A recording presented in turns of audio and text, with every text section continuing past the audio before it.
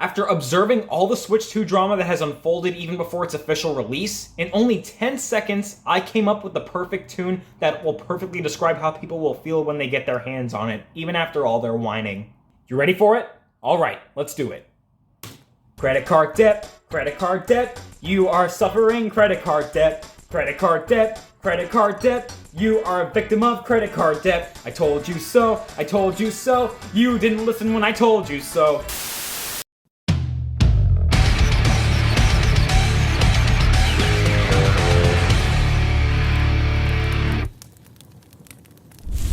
Remember all that drama back in the Wii U era? It's like we're reliving those days with all this Switch 2 hype going on. I think a more fitting name would be Wii U 2 at this point. But in all seriousness, random and petty Nintendo hate in the Big 25 was not on my bingo card at all. Let me clarify that many of the complaints for the Switch 2 are valid, but lately it feels like all I've been seeing is negativity, pure hatred, disgust, and disapproval from so-called fans.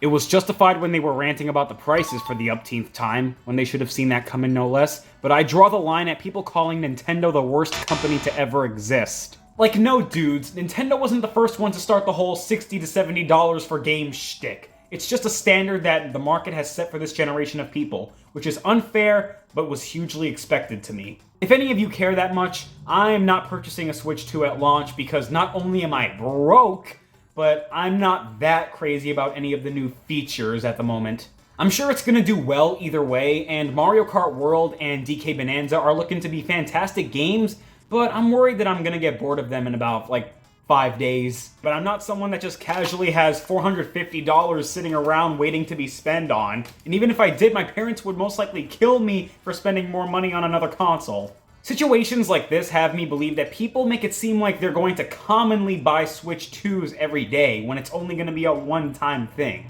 However, I can barely defend the price for the first-party games. I don't know why Mario Kart World is worth more than Donkey Kong Bonanza, and we might never get a reason, but we'll just have to accept that. On top of that, the way people complain about this stuff just makes it come off as senseless bitching, which will totally not have the companies refuse to take us seriously. Honestly, these price debates are about as exciting as watching paint dry, unless you're an enthusiast for that stuff, which is just sad.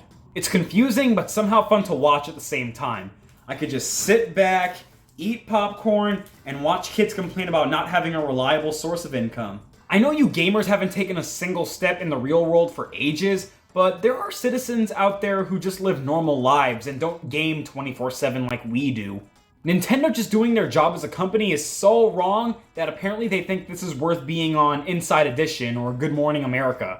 In fact, it's gotten so out of line that some gaming critics are taking a stance against these weirdos. You know things have gotten serious when even the BitBlock himself is admitting that people are being too stubborn. If you don't know this guy, he's or used to be infamous for dunking on Nintendo during the Wii U and OG Switch eras. He hated Luigi's Mansion 3 because it had watermelons in it, for Pete's sake. I don't watch him anymore since, well, what is there to watch on there now? Oh, by the way, I'm still waiting for those Paper Mario Halloween and Christmas specials that he promised years ago. When you think about it, given how young most of us were when the OG Switch launched, maybe the reveal of the Switch 2's price was their way of giving us a wake-up call, telling us to get a job. Most of us were not even in our 20s during the Switch 1's launch. Just look at this picture of me in March at the time. And look at me now! Slightly invisible mustache, hair on the side of my faces. Oh, I want to go back to that timeline so bad. Maybe another sign they could be giving us is never to underestimate Nintendo and just think of them as too safe when they make big decisions. I feel the way Nintendo treats their software now is mostly thanks to that being the new norm for video games. I don't know why they think that, but it's them. It's on them. It's only a matter of time before other gaming companies follow the same footsteps as the main three, and people start calling them out for the same thing. We're not in the 90s or 2000s anymore, guys. There are unfortunately changing, and there's no turning back. Yeah, no shit, Sherlock. There, I said it for you. In terms of a business company, Nintendo does have some of that evil flair going on, where they make one or two bizarre decisions every now and then. I can probably narrow down several weird choices they've made over the years, being Switch Online, disabling the Wii U and DSi shops, Super Mario 3D All-Stars, and Nintendo Switch Sports. But I wouldn't say any of those immediately qualify Nintendo as the worst gaming company. I'm trying my best not to show off my shill side for them too much, but I'd argue that Sony and Microsoft have done way worse stuff. At least Nintendo doesn't advertise fake games or use AI for their characters, if that's even accurate. I'd say Nintendo is just sorta company evil, while Disney is evil.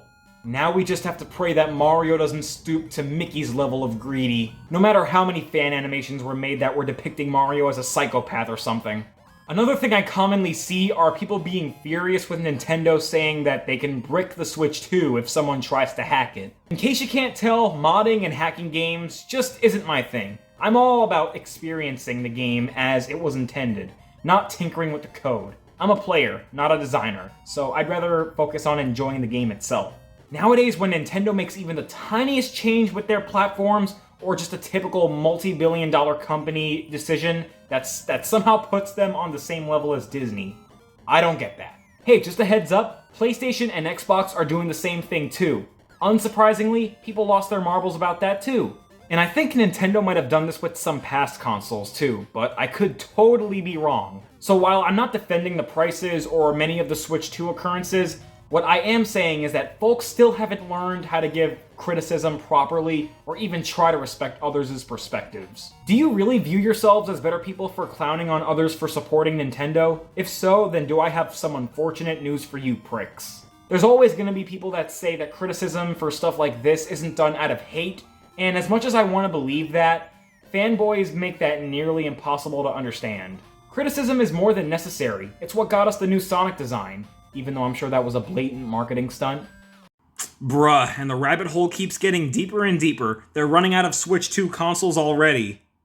One of the reasons why it's more logical to not pre-order consoles before they release. I mean, as long as they give you refunds, then I'd say that's fine. Frankly, it feels deserved. I guess you guys aren't going to be able to experience that welcome tour game after all. All in all, I'm not asking for perfection, but I truly believe we can all do better when it comes to handing out criticism. It's not about whining, it's about constructive feedback and growth, and I think it's something we should all strive for in all media, not just when talking about things like the Switch 2.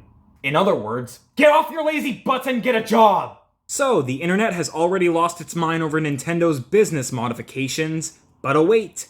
The real test is when the human horde descends on Nintendo NY on launch day.